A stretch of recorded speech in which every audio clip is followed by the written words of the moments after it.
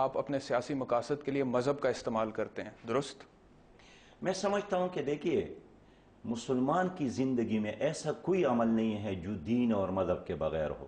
لیکن آپ مذہب کا غلط استعمال کرتے ہیں. تنقید یہ ہے یہ نہیں کہ مذہب کا صرف استعمال کرتے ہیں، مذہب کا غلط اور ناجائز استعمال کرتے ہیں. دیکھیے، یہ جو ہندو ہے، یہ جو بدھ مت ہے، یہ جو عیسائیت ہے، یہ جو یہودیت ہے، ان کا یہ فکر تھا کہ مذہب ایک پرائیویٹ معاملہ ہے. محمد رسول اللہ صلی اللہ علیہ وسلم جب دنیا میں تشریف لائے، اس نے اکنامکس بھی سکھایا، اس نے جنگوں کے طریقے بھی سکھائے، اس نے امن کے طریقے بھی سکھائے، اس نے خلافت اور امامت اور حکومت کے طریقے سکھائے. کانے سے لے کر حکومت تک اور گھر سے لے کر بین الاقوام تک ہر چیز میں اسلام نے ہمارا رہنمائی کی ہے.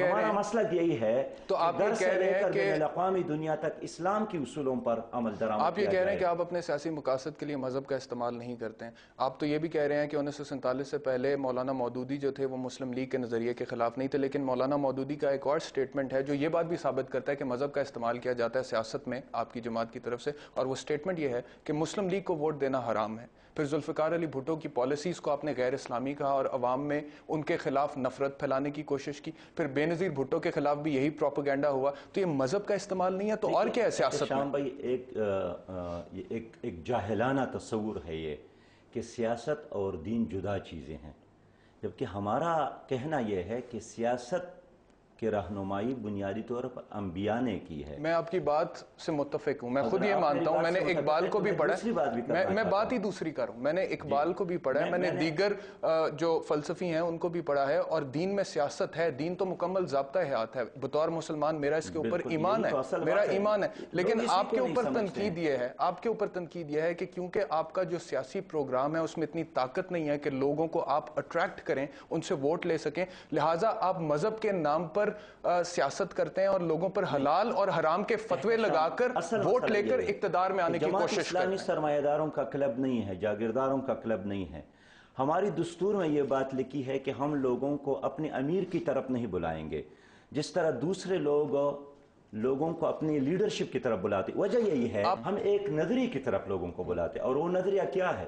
وہ نیشنلزم، وہ سیکولرزم، وہ کیپٹلزم نہیں ہے. سیاست وہ جو محمد مصطفیٰ صلی اللہ علیہ وسلم نے سکھائی ہے، اس کی طرف لوگوں کو بلانا اور اس کو عملی طور پر نافذ کرنا، یہ جماعت اسلامی کا مقصد ہے. جناب امیر، آپ لوگوں کا پرابلم یہ ہے کہ آپ لوگ سیاست بھی کرنا چاہتے ہیں اور تبلیغ بھی کرنا چاہتے ہیں. اگر صرف سیاست کریں تو شاید ٹھیک کر لیں، لوگ آپ کو ایکسیپٹ کر لیں. اگر صرف تبلیغ کریں تو شاید اس میں بھی بہتر طریقے سے کامیاب ہو. لیکن آپ دونوں، جب آپ تبلیغ کرتے ہیں اور ساتھ ہی ساتھ سیاسی مصلحتوں کا شکار ہو جاتے ہیں تو لوگ آپ پر یقین نہیں کرتے. احتشام بھائی، ہم مبلغ بھی ہے، ہم خدمتگار بھی ہے، ہم مدرس بھی ہے، ہم ڈاکٹر بھی ہے، ہمارے ساتھ انجینئر بھی ہے. ہم زندگی کے ہر شعبے میں اسلام کی اصولوں کے مطابق فرمان روائی قائم کرنا چاہتے ہیں. جماعت اسلامی یہی چاہتی ہے کہ اللہ نے جو نظام دیا ہے وہی کافی اور وہی اصل نظام ہے، اسی کے لیے ہمیں کام کرنا چاہیے. جماعت اسلامی کا نصب العین یہی ہے، اپنی حکومت نہیں، حکومت الہیہ کا قیام. آپ کے اوپر ایک الزام یہ بھی ہے کہ اس ملک میں جب آئین کا تقدس پامال ہوا، جب جمہوریت کی دھجیاں اڑیں، جب عوامی رائے کو نظر انداز کیا گیا اور جب آمریت کے پیر مضبوط ہوئے تو آپ کے سہارے ہوئے. دیکھیے، آپ کی عمر پتہ نہیں کتنی ہے. میں عرض کروں گا کہ 1960 کے بعد جب ایوب خان اور فاطمہ جناح کے درمیان میرا مشاہدہ پورا 1960 کا بھی آپ بتائیں، میں آپ کو کاؤنٹر کروں. میں عرض کروں گا، مولانا مودودی نے ایوب خان جو کہ حکمران تھا، جو ڈکٹیٹر تھا، جو مارشل ایڈمنسٹریٹر تھا، جو فیلڈ مارشل تھا، اس کے مقابلے میں اس لیے فاطمہ جناح کا ساتھ دیا تھا کہ مولانا نے فرمایا کہ ایک خراب جمہوریت بھی ایک اچھی مارشل لا ایڈمنسٹریٹر اور مارشل لائی نظام سے بہتر ہے. جماعت اسلامی کی اس دستور میں یہ بات لکھی ہے کہ ہم خفیہ طریقوں پر انقلاب نہیں لائیں گے. ابھی میرا سوال آپ سے یہ ہے، آپ کہتے ہیں کہ آپ آمریت کو سپورٹ نہیں کرتے، جمہوریت کے حق میں ہے، کیونکہ مولانا مودودی نے کہا کہ جمہوریت جیسے بھی ہو آمریت سے بہتر ہے. لیکن آپ مجھے ایک عامر کا نام بتا دیں جس نے آئین کا تقدس پامال کیا اور آپ نے اسے سپورٹ نہ کیا. آپ نے ایوب خان کو سپورٹ کیا، آپ نے جنرل یحییٰ خان کو سپورٹ کیا، آپ نے ضیاء الحق کو سپورٹ کیا، آپ نے پرویز مشرف کو سپورٹ کیا. احتشام کہ آپ تاریخ کو جھٹلانا چاہتے ہیں. میں تاریخ کو نہیں جھٹلا رہا، میں حقائق بتا رہا ہوں. تو جماعت اسلامی پر پابندی لگائی.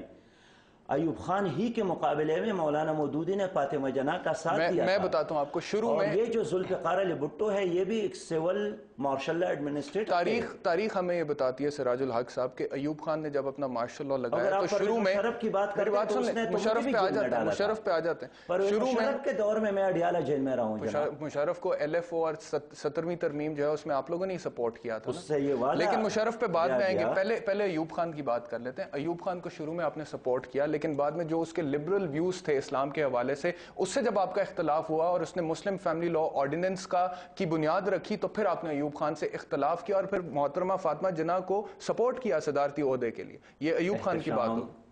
دیکھیے ایوب خان سے پہلے بھی کوئی جمہوری حکومت تو نہیں تھی۔ ایوب خان نے سکندر مرزا کے بعد ٹیک اوور کیا تھا اور آنے کے بعد انہوں نے جماعت اسلامی پر پابندی لگائی، جماعت اسلامی کی ساری قیادت کو جیل میں ڈالا تھا، مولانا مودودی پر طرح طرح کے الزامات لگائے، اور جب الیکشن کا موقع آیا تو بہت سارے علماء کرام نے ایوب خان کا ساتھ دیا اس لیے کہ وہ مرد ہے اور فاطمہ جناح خاتون ہے، لیکن مولانا مودودی نے ان کا ساتھ نہیں دیا، فاطمہ جناح کا ساتھ دیا تھا۔ میری گزارش یہی ہے کہ جب بھی آمریت آتی ہے وہ آپ کے کندھوں پر آتی ہے، بعد میں آپ خود اس کے وکٹم ہو جاتے ہیں، اس کا شکار ہو جاتے ہیں۔ ایوب خان کو شروع میں سپورٹ کیا، بعد میں خلاف ہوئے اور سختیاں بھی جھیلی۔ یحییٰ خان کو آپ نے سپورٹ کیا، بنگلہ دیش میں ملٹری آپریشن میں ملک ٹوٹ گیا، آپ کی جماعت کے نوجوان بنگلہ دیش میں جا کے جہاد کے نام پر بنگالیوں کو قتل کرتے رہے، کیا یہ درست نہیں ہے؟ یہ بالکل غلط ہے۔ بنگالی نوجوانوں نے پاکستان کے خاطر خون دیا، اور اب یہ ستم ظریفی ہے کہ ایک عرصہ بعد ان لوگوں کے بارے میں جنہوں نے پاکستان کی محبت میں جان دیے، آپ کہتے ہیں کہ وہ غدار ہے۔ 10,000 کے تعداد میں وہ شہید ہو گئے۔ میں نہیں کہہ رہا کہ وہ غدار ہے، مفتی باہمی کے مقابلے میں شہید ہو گئے، انڈین فوج نے ان کو شہید کیا۔ میں غدار کی یا وفادار کی بات نہیں کر رہا، میں تو صرف یہ کہہ رہا ہوں، میں تو یہ پوچھنا چاہ رہا ہوں کہ آپ نے یحییٰ خان کو سپورٹ کیا۔ ہمارے مسلح لوگوں نے ڈھاکہ کے پلٹن میدان میں ہتھیار زمین پر رکھا اور وہاں کے بنگالی نوجوانوں نے البدر اور شم کی صورت میں آخری لمحے تک انڈیا کا مقابلہ کیا۔ ہم نے یحییٰ خان کا ساتھ نہیں دیا، ہم نے ان پر تنقید کی، ہمارے بزرگوں نے ان کا مقابلہ کیا۔ ضیاء صاحب کو تو آپ نے سپورٹ کیا، یہ تو مان جائیں، جنرل ضیاء الحق کو اسلامائزیشن کا جب اس نے نعرہ لگایا، یہ تو آپ کے دل کی بات تھی۔ اگر نماز بھٹو صاحب بھی ادا کرتے، ہم کہتے کہ یہ بھی اچھا کام کرتے ہیں۔ جنرل ضیاء الحق کی کیبنٹ میں پانی، اطلاعات، پاور اور نیچرل ریسورسز کی وزارتیں آپ کے پاس تھیں، یہ چور راستہ نہیں ہے؟ قومی اتحاد کی حکومت تھی، وہ جماعت اسلامی کی حکومت نہیں تھی۔